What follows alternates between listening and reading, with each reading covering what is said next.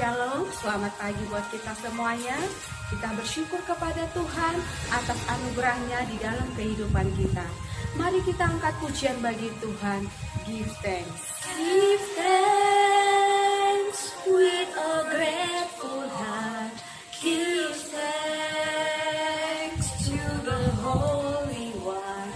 Give thanks because He's given Jesus Christ, His Son.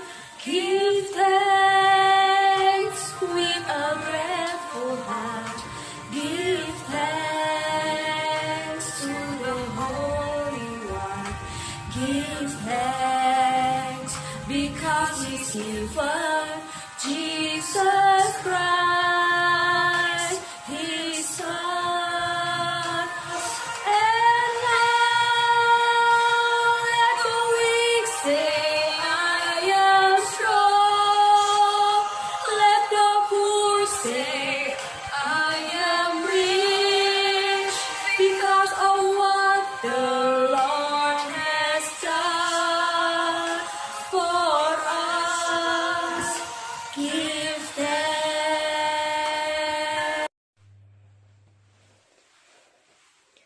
Yesaya 53 ayat 5a. Tetapi dia tertikam oleh karena pemberontakan kita, dia diremukkan oleh karena kejahatan kita. Yesaya 53 verse 5a. But he was wounded for our transgressions, he was bruised for our iniquities. Mari kita bersatu di dalam doa. Kami bersyukur dan berterima kasih Tuhan buat penyertaan Tuhan sepanjang hari yang kami lalui. Hingga hari ini Tuhan merupakan anugerah yang terindah di dalam kehidupan kami. Tuhan Yesus, pagi hari ini kami mau mengikuti devotion. Biarlah setiap firman Tuhan yang disampaikan mampukan kami Tuhan agar kami bisa memahami, mengerti akan kebenaran firman Tuhan. Ajar kami Tuhan, melalui kebenaran-Mu Tuhan, kami boleh bertumbuh di dalam kehidupan kami. Hanya di dalam nama Tuhan Yesus kami bersyukur dan berterima kasih. Amin. Anak-anak, mari kita persiapkan hati kita untuk mendengarkan firman Tuhan. Kita naikkan pujian bagi Tuhan. Firman-Mu pelita bagi kakiku. Firman-Mu pelita bagi kakiku, terang bagi jalanku. Firman-Mu pelita bagi kakiku, terang bagi jalanku.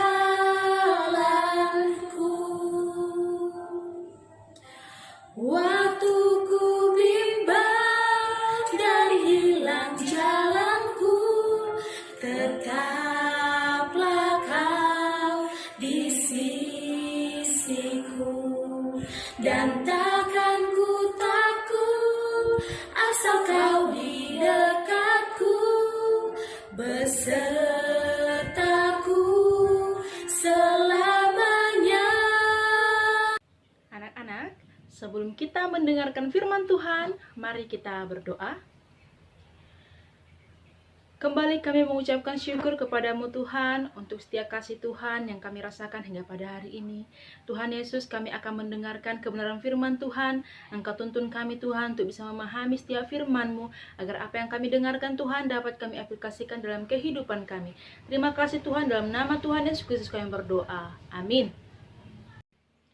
Anak-anak, firman Tuhan yang akan kita dengar pada pagi ini dari 1 Samuel 8 ayat 1 sampai 1 Samuel 12 ayat 25. 1 Samuel 8 ayat 1 sampai 1 Samuel 12 ayat 25. Tetapi Miss hanya akan membacakan 1 Samuel 8 ayat 1 sampai 6. Demikian firman Tuhan. Setelah Samuel menjadi tua, diangkatlah anak-anaknya laki-laki menjadi hakim atas orang Israel. Nama anaknya yang sulung ialah Yoel, dan nama anaknya yang kedua ialah Abia. Keduanya menjadi hakim di Beersheba. Tetapi anak-anaknya itu tidak hidup seperti ayahnya. Mereka mengejar laba, menerima suap, dan memutarbalikkan keadilan. Sebab itu, berkumpullah semua tua-tua Israel. Mereka datang kepada Samuel di Rama dan berkata kepadanya, "Engkau sudah tua dan anak-anakmu tidak hidup seperti engkau. Maka angkatlah sekarang seorang raja atas kami untuk memerintah kami, seperti pada segala bangsa-bangsa lain." Waktu mereka berkata, "Berikanlah kepada kami seorang raja untuk memerintah kami," perkataan itu mengesalkan Samuel, maka berdoalah Samuel kepada Tuhan. Tema firman Tuhan pada pagi hari ini adalah kehendak Tuhan adalah yang terbaik. Samuel adalah hakim agung terakhir orang Israel. Suatu ketika, orang Israel datang menjumpai Samuel dan mengatakan, "Berikanlah kepada kami seorang raja." Apa? Seorang raja? Samuel terperanjat. Raja orang Israel itu hanya Tuhan. Lalu, mengapa mereka menginginkan seorang raja? Padahal selama ini, Allah telah memimpin mereka melalui hakim-hakim dan nabi-nabi. Anak-anakmu tidak cocok menjadi seorang hakim. Mereka tidak adil, tidak bijaksana, dan tidak jujur. Kami tidak percaya kepada mereka. Kami mau seorang raja yang besar memimpin kami untuk berperang. Ya, seperti bangsa-bangsa lain. Adakah seorang raja yang lebih besar daripada Allah? Tidak mungkin. Tidak akan ada seorang pun tidak akan ada seperti Allah. Dengan sedih, Samuel pergi dan berdoa sepanjang malam. Semua orang telah berbalik melawan aku. Semua orang berteriak untuk meminta seorang raja. Berikanlah kami seorang raja. Mereka tidak menolakmu, jawab Tuhan. Mereka hanya tidak mau mengakui aku sebagai seorang raja yang sungguhnya. Tetapi, jikalau mereka ingin seorang raja, berikan saja. Tapi Tuhan, jawab Samuel keberatan. Seorang raja hanya akan membawa mereka kepada malapetaka. Kamu harus memberitahukan kepada mereka akibat dari permintaan itu. Kemudian Samuel pergi dan berkata kepada mereka, "Kalau ada raja, maka ia akan menjadikan anak-anakmu sebagai pelayan. Ia akan meminta 1/10 dari hartamu. Dan ia akan menuntut domba dan keledai yang paling baik serta pelayan-pelayanmu. Apakah itu yang kamu inginkan?" "Kami tahu apa yang kami inginkan," kata mereka. "Kami menginginkan seorang raja yang akan mengantarkan kami kepada kemenangan yang besar." Samuel hanya menarik nafas panjang. Dia menatap wajah-wajah orang yang keras kepala itu. Kemudian dia berdoa sekali lagi. "Dengarkan saja mereka," kata Tuhan. "Biarkan mereka mempunyai seorang raja." Samuel sebenarnya tidak mau bersusah payah untuk mencari calon raja.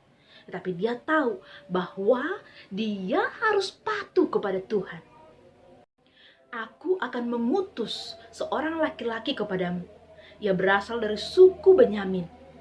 Kamu harus mengurapi dia sebagai seorang raja.